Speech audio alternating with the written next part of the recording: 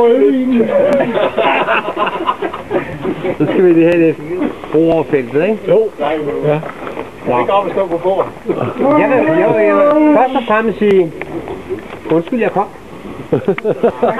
Undskyld, jeg kom. Dernæst vil jeg sige, en fantastisk tur, som det altid har været herovre, når jeg har været med. Jeg har været med, jeg tror det er 4. eller 5. år i træk. Ikke i træk, men herovre. Og så synes jeg i og for sig, jeg tror jeg har vundet en gang herovre før. Der blev fandme også negligeret af helvede. Hvad laver du her, mand? Hvad skal du med så? Ja.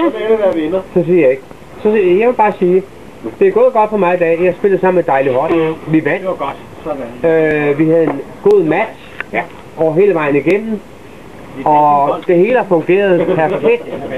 Der er ikke nogen problemer. Vandet er tysnet. Det er skide koldt. Ja, det er godt. Det er skide koldt. Men jeg håber da stadigvæk, at jeg måske til næste år kan få lov til at være med. Selvom jeg er gået her og røvrende jer alle sammen. Det kan godt være, at der er et hold, der siger, vi mangler sgu sådan en mand til at pive vores hold op.